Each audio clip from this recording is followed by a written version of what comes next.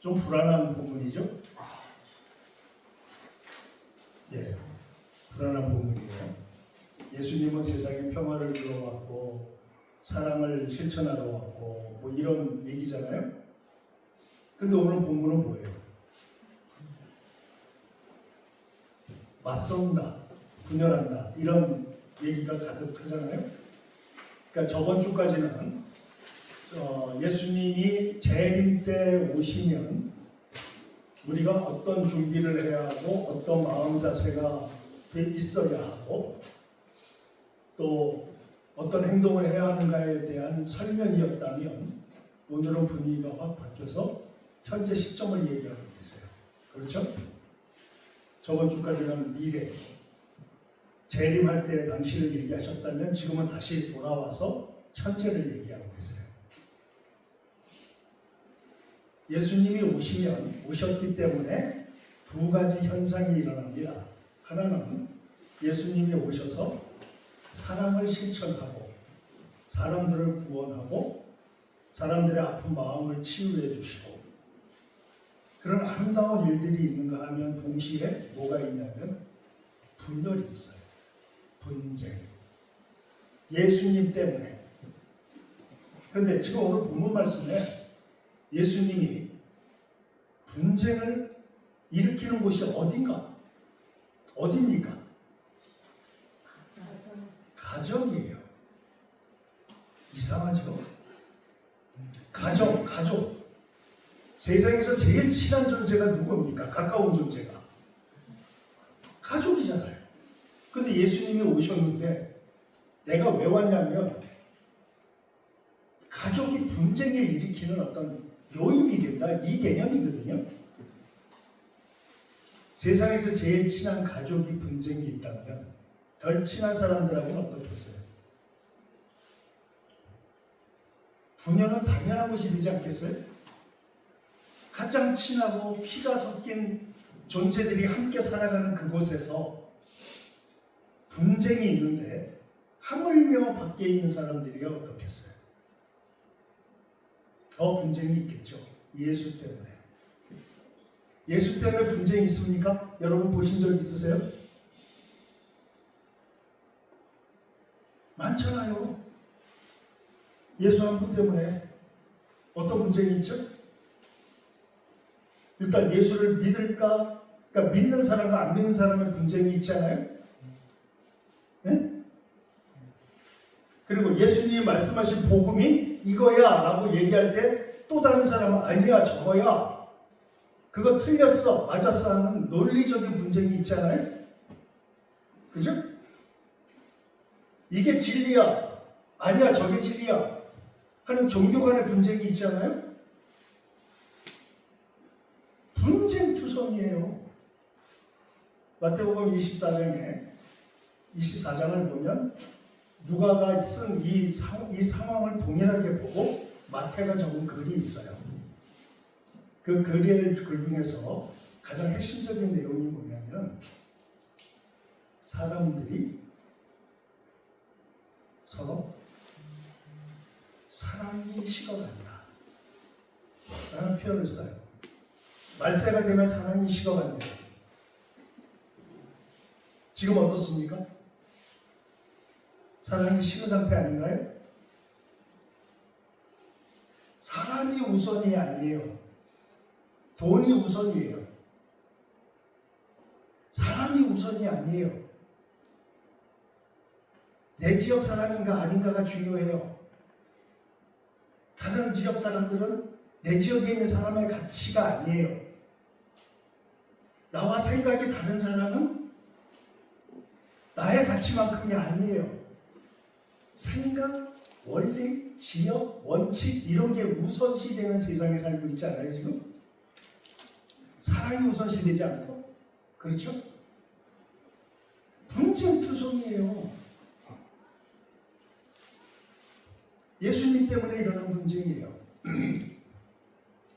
오직 예수만이 진리고 그분만이 구원이고 내 인생의 모든 내가 인생을 살면서 나올 수 있는 모든 질문의 답은 예수님이다 라고 결론을 내리고 살면 불편하지 않아요.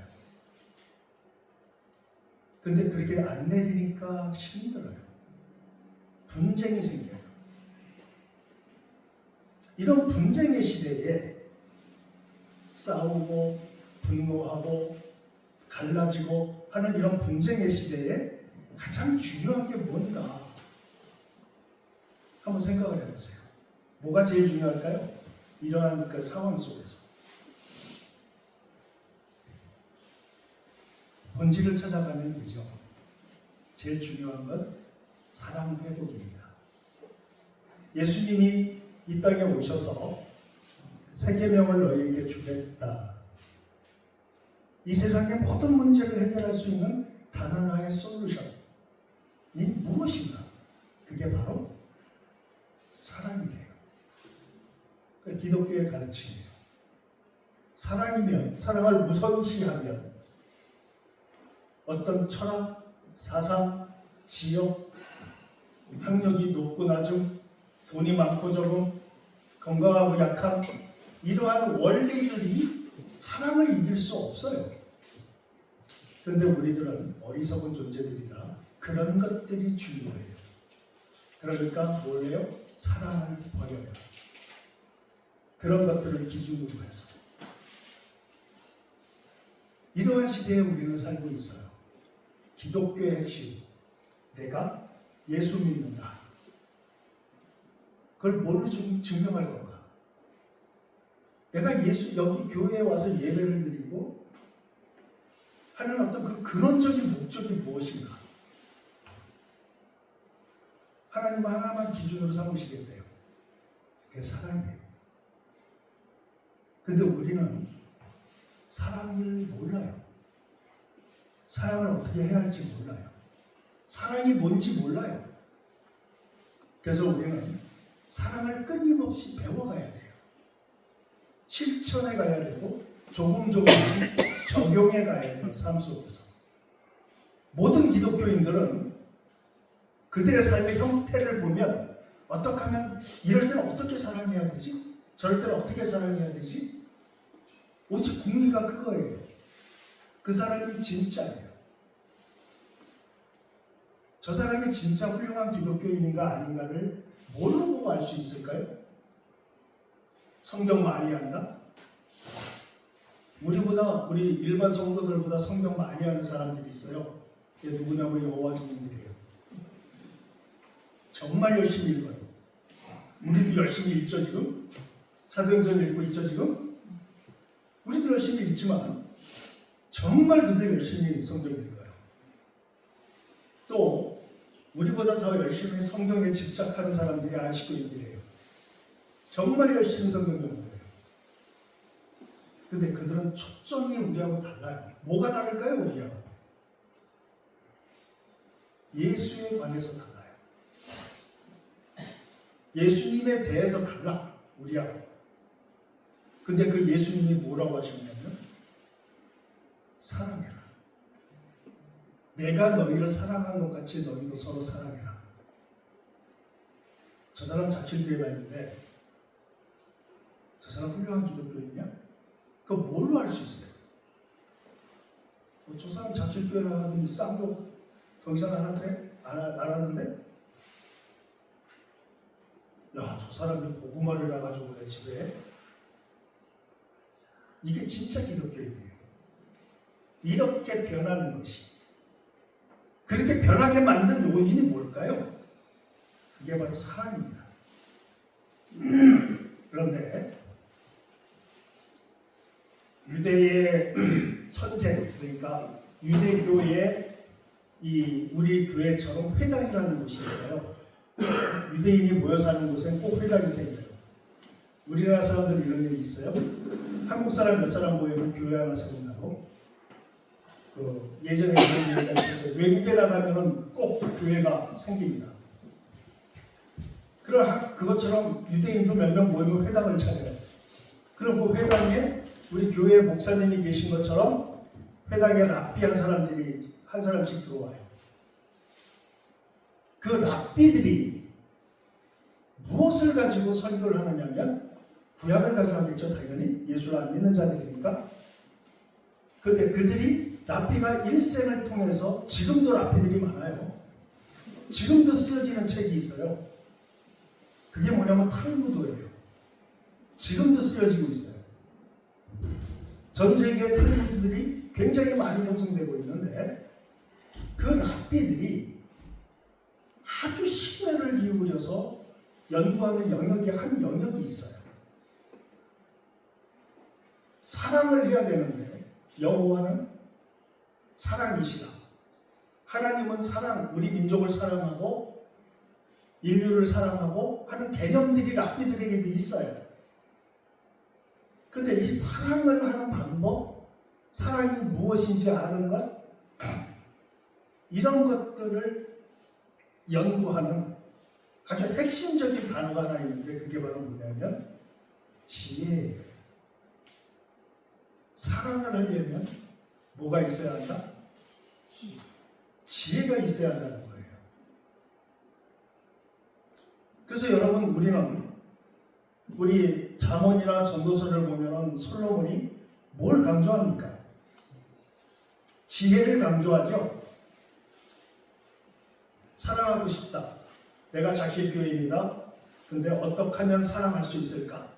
오직 여기에 초점이 맞춰진 삶을 살아가는 겁니다. 어디서? 여기 안에서 말고 바깥에 나가서. 그럼 사람들이 좀 달라졌네 저 친구.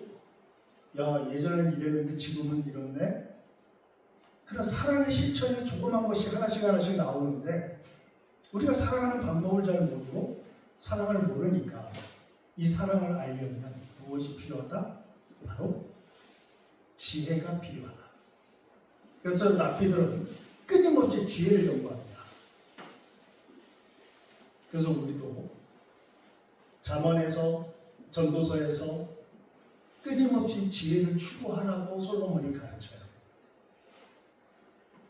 근데 우리는 지혜 그러면 또 지혜가 뭐라는 걸 알아야 되죠. 복잡하죠? 여러분 지혜가 뭡니까?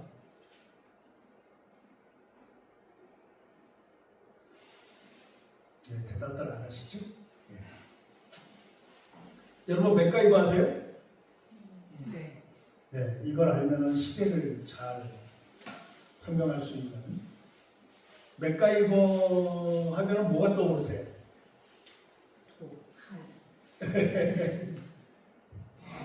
맥가이버 모르세요?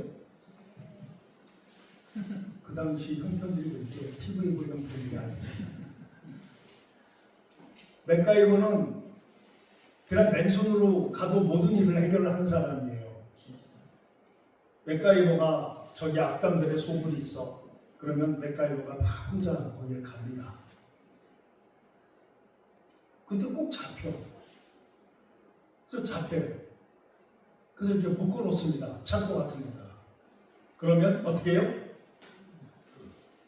묶어놓고 푸는 건 일도 아니죠. 맥가이버한테. 그리고 맥가이버가 창고를 막 돌아다녀요. 돌아다니더니 무슨 비료 뭐 조금 뭐 이거 조금 막 섞어. 그래가지고 문에다 딱 붙이고 문을 탁 열면 어떻게 돼요? 문이 꽉 막고 터지죠. 기억나세요? 그래서 우리 맥가이버를 뭐라고 하냐면 지혜로운 사람이라고 해요. 뭔가 지혜 그러면 어떤 총명함, 뭔가 이렇게 번뜩이는 어떤 예지력 이런 것들이 떠오르지 않나요?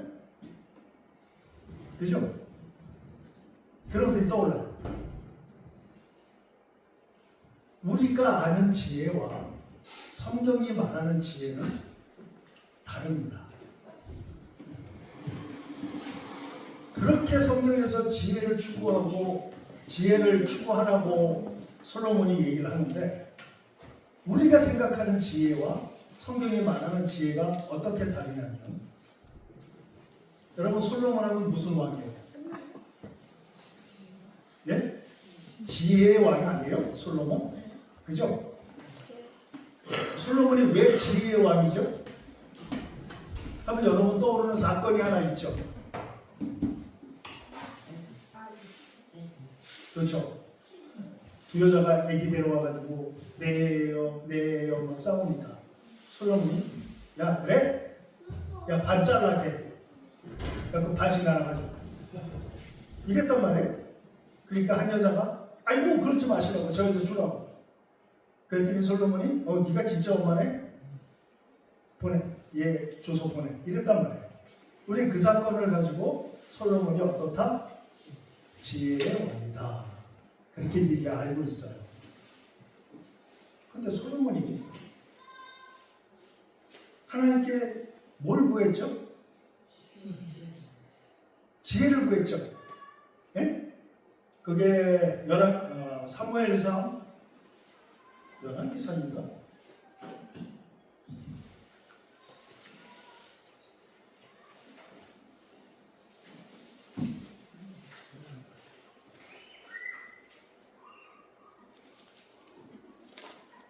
예, 11기사. 11기사 3장 9절에 나옵니다. 3장 9절에 뭐라고 얘기를 하느냐면, 누가, 제 성경으로 그냥 읽을게요. 누가 성경 가지고 계세요? 11기사 3장 9절.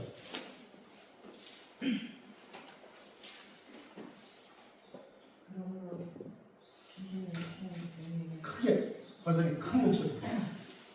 그러나 주님의 종에게 지혜로운 마음을 주셔서 주님의 백성을 재판하고 선과 악을 분별할 수 있게 해 주시기를 바랍니다. 예, 됐어요. 거기 지혜로운 마음이라고 되어 있죠? 지혜로운 마음. 지혜로운 마음이 히브리어 원어로 보면 레부슈메아라는 단어인데, 이 단어가 뭐냐면 듣는 마음이에요. 지혜로운 마음이 아닙니다. 듣는 마음을 주십시오. 이거 구한 거예요. 아시겠습니까? 근데 이 듣는 마음을 주세요 했는데 하나님이 나중에 뭐라고 얘기를 하셨냐면 네가 지혜를 구했으니 이렇게 얘기를 하세요. 그러니까 듣는 마음을 저에게 주셔서, 이때 솔로몬의 나이가 몇 살이에요? 20살입니다. 20세의 왕이 됐어요. 물론 이 성전도 짓고 뭐 하느라고 시간이 보냈기 때문에 조금 나이는 더 먹었죠? 하지만 어린 나이잖아요. 그러니까 나는 이 국가를 운영할 만한 어떤 그런 능력이 안 됩니다, 하나님. 그러니까 하나님 제발 저에게 듣는 마음을 주십시오라고 구했어요. 지혜가 아니에요. 듣는 마음을 주세요. 그랬더니 하나님이 네가 지혜를 구했으니 이렇게 표현하신 거 보면 듣는 마음이 뭐예요? 지혜죠. 그죠? 우리가 하는 지혜하고 달라요. 우리는 뭐예요? 총명한, 번뜩이는 아이디어. 뭐 이런 걸 지혜라고 생각하는데, 여기서 하나님이 말씀하시는 부분은 듣는 마음이 지혜다. 이상하지 않아요? 우리가 알고 있는 지혜와 좀 다르지 않나요? 듣는 마음이 지혜를 한다면 전도서가 잠언이 이해가 가는 겁니다. 전도서에서 지혜로운 사람, 다시 말하면 듣는 마음을 갖지 않은 사람을 대변해서 표현한 게 뭐냐면 미련한 자라고 표현하고 있어요. 지혜로움의 반대말이 안 지혜로움, 바보 같은 이런 게 아니라 지혜로움의 반대말은 뭐냐면 미련한 것. 지혜로운 자의 반대말은 미련한 자, 이 얘기인데요. 성경이 말하는 지혜는 들을 마음이 있는 자가 어떤 자? 지혜로운 자죠. 예? 그러면 미련한 자의 특징은 뭐겠어요? 들을 마음이 없는 자, 이렇게 되겠죠. 그래서 성경에 보면 말하기를 좋아하고 듣기를 더디하고 말하기를 좋아하는 자, 미련한 자, 이런 식으로 표현을 많이 해놨어요. 전 잠언을 예수님 믿고 얼마 안 돼서 잠언을 읽으면서 지혜의 반대 개념을 미련한 자라고 계속 얘기를 한단 말이에요. 그리고 겸손하지 못한 자를 교만한 자라고 하죠. 네? 교만한 자는 미련한 자래요. 그래서 미련한 자가 누구냐면 지혜롭지 못한 자, 겸손하지 못한 자. 그게 이해가 가는 거예요. 왜? 듣는 마음이 없으니까요. 듣는 마음이 없는 사람들의 특징이 뭐겠어요? 배우고자 하는 마음이 없겠죠. 네?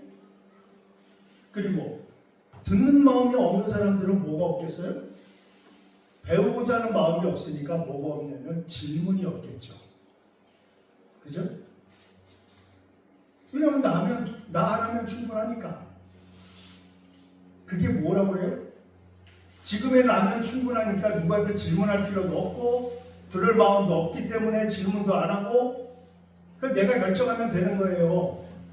그런 자를 뭐라고 그래요? 잠언에서 교만한 자, 미련한 자라고 표현을 해요. 그래서 이해가 가는 거예요. 이래서 내가 아는 지혜와 성경이 말씀하시는 지혜는 다르구나. 하나님은 지혜의 마음을 솔로몬이 구했을 때 네가 지혜를 구했으니 듣는 마음을 주시옵소서라고 했을 때 네가 지혜를 구했으니 내가 너에게 이것도 주고 저것도 주고 다 주겠다 이러신단 말이에요. 그러니까 우리는 성경이 말씀하시는 지혜를 알아야 돼요. 이걸 알고 나니까 제가 마음이 한결 편안해졌었어요. 그래서 그때 결정한 게 하나 있습니다. 그게 뭐냐면 모르면 묻자. 헷갈리면 질문하자. 내가 알아가는 건 성경 하나뿐이다. 그러니까 그 외의 삶의 모든 부분은 다 많은 사람들에게 묻자. 질문하자. 그래서 배우자. 그때 결정을 그렇게 내렸어요. 그렇지 않으면 내가 어떤 자가 돼요? 미련한 자, 교만한 자, 이런 자가 되겠죠? 그래서 남에게 질문하는 게 부끄럽지 않게 됐어요. 그게 누구든. 우리에게 있어서 우리가 내가 지혜로운 사람인가? 왜 그러면 하나님이 듣는 마음을 지혜라고 표현을 하셨을까? 왜? 듣는 마음을 왜 지혜라고 표현하셨을까? 하나님의 특징 중에 하나가 뭐냐면 질문하시는 하나님이에요. 여러분 구약을 잘 읽어보세요. 어떤 왕이든 어떤 선지자든 질문 한 번 안 받아본 사람이 없어요. 네가 이러하였느냐? 기억나세요? 최초의 아담에게도 뭐라고 하세요? 아담아 너 어딨니? 뭐? 너 먹지 말라는 거 먹었어? 질문하시잖아요? 그걸 때려 죽이기 위해서 질문하신 게 아니에요. 내가 질문하니까 너 대답해봐. 해결하자는 거예요. 이게 어디서 나오냐면 이사야 1장에 나와요. 너희들 이리 와서 나하고 변론하자. 나하고 얘기하자. 나하고 대화하자. 듣고자 하는 마음이 있으면 대화가 가능하죠. 근데 아까 랍비 얘기를 말씀드렸잖아요. 지금 제가 여러분에게 말씀드린 성경에서 얘기하는 지혜를 아는 사람들이 랍비예요. 랍비 중에 이스라엘의 랍비 중에 아주 유명한 랍비가 한 분 계신데 아키바라는 랍비예요. 제자들을 이렇게 여럿을 키우고 있었습니다. 아키바가 여럿을 키우고 있었는데 그 중에 뭐 A, B, C, D 뭐 이렇게 쭉 있는데 한 B라는 친구가 하나 있었어요. 근데 그 B라는 친구는 아키바와 저쪽에 있는 또 다른 어떤 랍비와 계속 비교를 하고 있었어요. 누가 훌륭한, 누가 더 똑똑하고 누가 지혜로운 스승인가? 그러니까 마음이 어떻게 되어 있었겠어요? 이 B라는 사람이 마음이 나뉘어져 있었겠죠. 아키바와 또 다른 랍비와. 그러니까 아키바가 뭐라고 얘기를 하면 이 다른 랍비한테 찾아갑니다. 찾아가서 우리 스승이 이렇게 얘기하셨는데 이거 맞는 겁니까? 하는데 이쪽 랍비가 라이벌 의식이 있어가지고 야 그거 틀렸어. 그거 이런 거야 라고 얘기를 해요. 그러면 쪼르르 와가지고 이쪽 스승에게 갔다 오는 얘기 못하고 스승님 그거 이런 뜻 아니에요? 라고 이렇게 물어봐요. 그럼 아키바가 이렇게 듣고 어떻겠어요? 아키바의 기분이 별로 안 좋았겠죠. 그러니까 다른 제자들도 그걸 이렇게 들으면서 쟤 왜 저래? 이랬단 말이에요. 근데 이게 어떻게 되겠어요? 반복이 됐어요. 계속. 근데 아키바가 그 B를 더 사랑하는 거예요. 계속. 그러니까 다른 제자들이 질투를 하기 시작해요.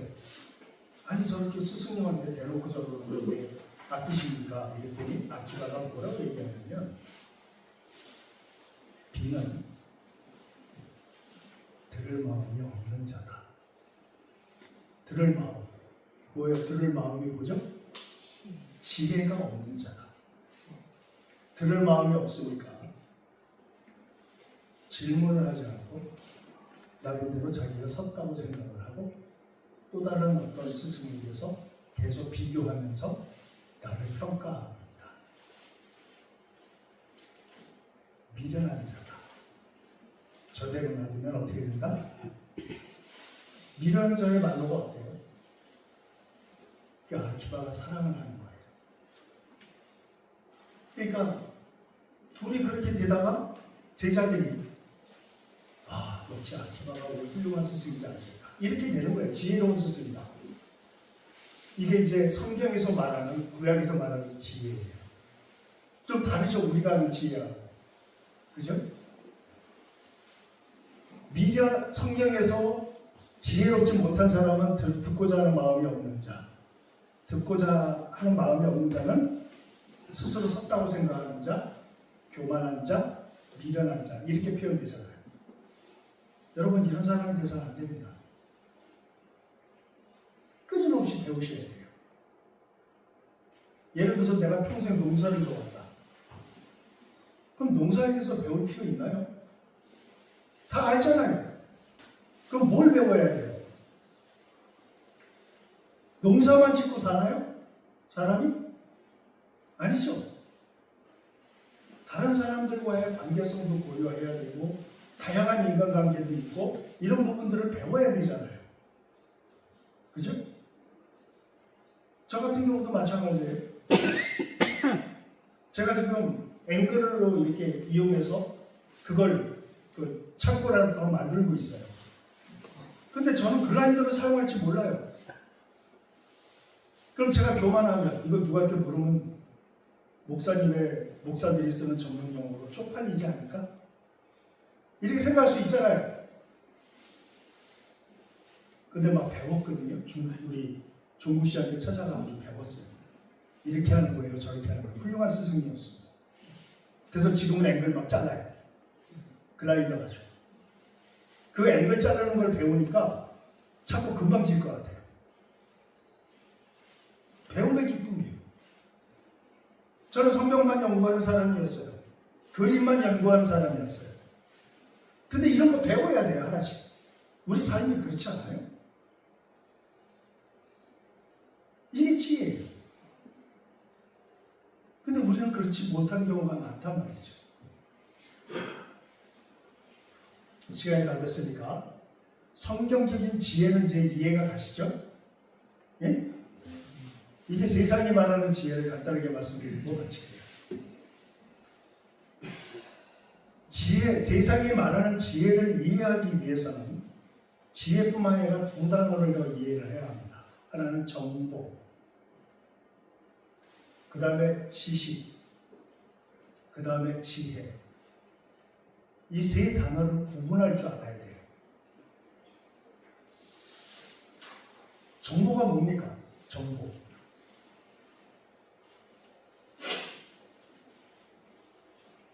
AI가 요즘에 유행하잖아요. 챗 GPT 해가지고 AI를 AI에다가 무슨 글자를 쳐서 넣으면, 예를 들어서 이순신이라는 단어를 쳐서 넣으면 이순신 장군에 대해서 AI가 쫙 뽑아서 다 일목요연하게 뭐 출생, 성장 과정, 장원급제, 무슨 급제, 뭐 전라자수사 이런 임진왜란 이게 쫙 AI가 다 설명을 해줘.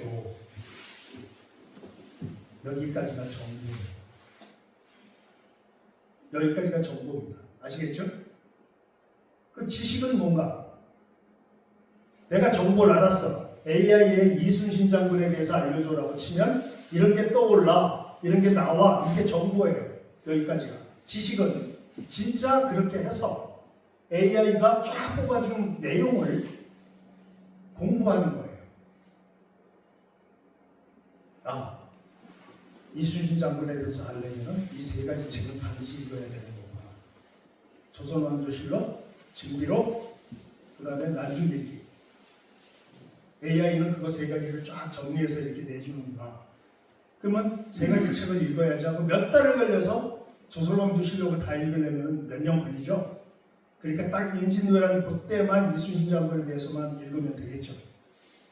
그 난중일기 읽고 징비록 읽고 읽어서 머리에 숙지를 합니다. 그래서 적어놓은 거를 안 보고 머릿속에 있는 것을 사람들에게 얘기할 수 있을 정도로 서머리가 돼 있으면 그걸 뭐라고 해요? 지식이라고 해요. 정보와 지식은 다릅니다. 인터넷에 쫙 치면은 쫙 이런 것이 떠 하는 인터넷이라는 정보가 있는 사람하고 이런 것이 뜬 것을 공부해서 자기화시킨 것을 지식이라고 해요. 이게 정보와 지식입니다. 그런데 제가 정보와 지식을 지혜까지 어떻게 연결하는가를 몰랐어요. 몰랐는데 성경을 읽다가 여호와를 경외하는 것이 뭐요? 지식의 근본이다. 여호와를 두 가지 말씀이 있어요. 여호와를 경외하는 것이 영어 성경으로 보면 지혜의 시작이다. 이 두 가지 표현이 있어요. 지식의 근원이다. 지혜의 시작이다. 비기닝. 그런데 탈무드를 읽다가 랍비 중에 하나가 이런 얘기를 해서 무릎을 쳤어요. 만세계에 존재하는 모든 피조물들에 관한 지식이 가득한 여호와로부터 지혜가 나옵니다. 아시겠습니까? 네? 다시 말씀드릴게요. 지혜는 지식의 총합입니다. 지식은 지혜를 만드는 토대예요.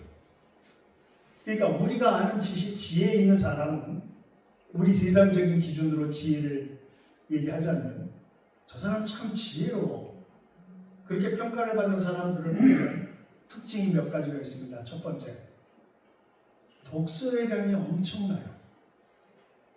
아는 게 많아요. 언제 공부했는지 아는 게 많아요. 지식이 쌓여 있어요. 솔로몬이 야, 너 얘 엄마야? 네. 너 얘 엄마야? 예. 그럼 쪼개서 나눠 가져. 이랬단 말이에요? 그러면 솔로몬의 머릿속에는 뭐가 있었을까요?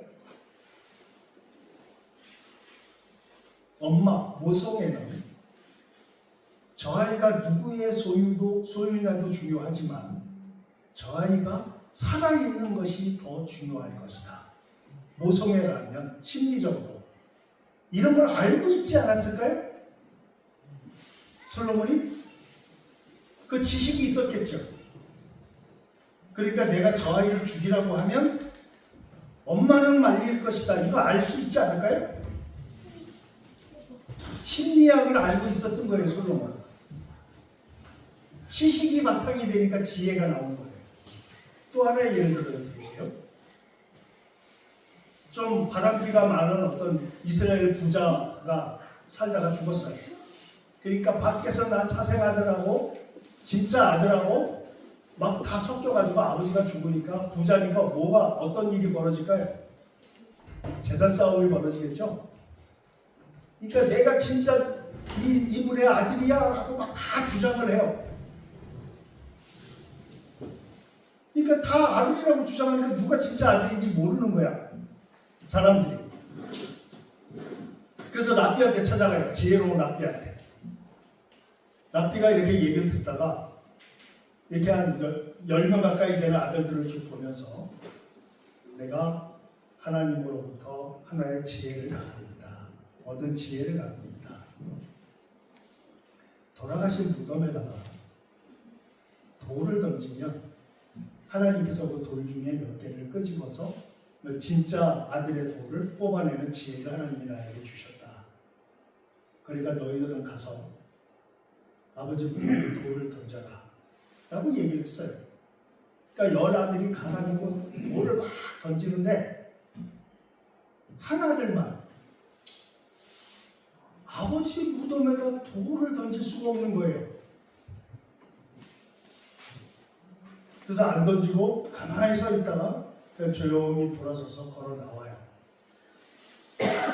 제가 랍비가 집행관, 지금으로 얘기하면 변호사죠. 변호사를 불러서 제가 진짜 아들입니다 라고 얘기를 해줘요.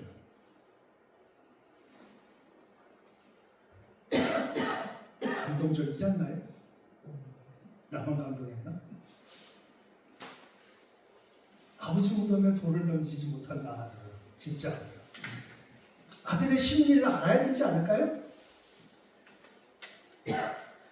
메사이어가 감옥 창고에 갇혀 있을 때 아무것도 없이 들어갔다가 비료에 어떤 성분하고 뭐하고 그 동물들의 그 변에서 나오는 암모니아 이렇게 섞어가지고 뭉쳐서 이렇게 하면 폭탄이 돼.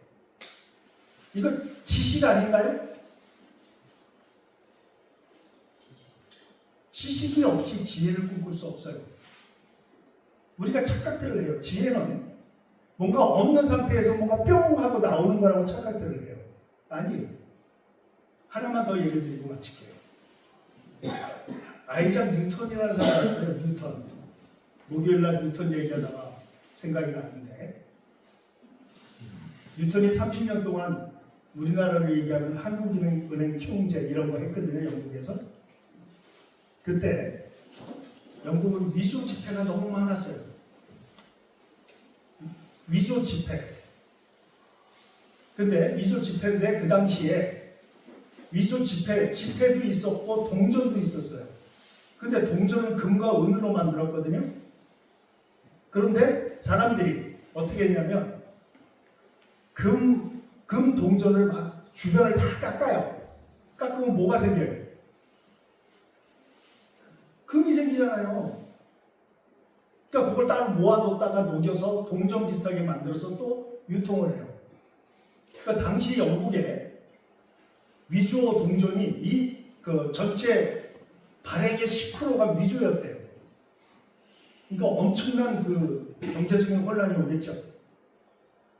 은도 막 깎아가지고 그 모았다가 녹여서 동전 비슷하게 만들고 이걸 어떻게 해결할지 고민을 했어요. 그러다가 뉴턴이 생각을 했습니다. 이 정책을 딱 발표하자마자 동전 위조가 깨끗이 없어져 버렸어요. 어떻게 했느냐? 동전 주변에다가 홈을 팔아. 이 동전이 이렇게 있으면 주변 있잖아요. 주변에 홈을 파요. 이렇게. 그러면 만약에 동전을 발행했는데 홈이 깎인 동전은 뭐예요? 위조겠죠. 네?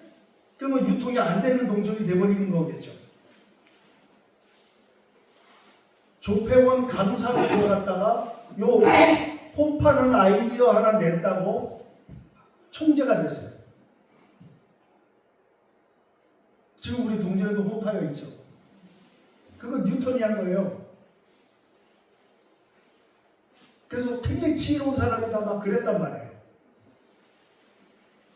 근데 뉴턴이 그걸 어떻게 알았을까요? 그거를 어떻게 그거를 하게 됐을까요? 모든 동전을 똑같이 이렇게 보니까 모양이 다 똑같아. 이렇게 보니까. 그리고 깎아내면은 정교하게 깎으면은 다 똑같이 보여요, 그냥. 근데 여기다 모양을 만들어 볼까? 라고 생각을 한 거예요. 그럼 왜 그걸 했느냐?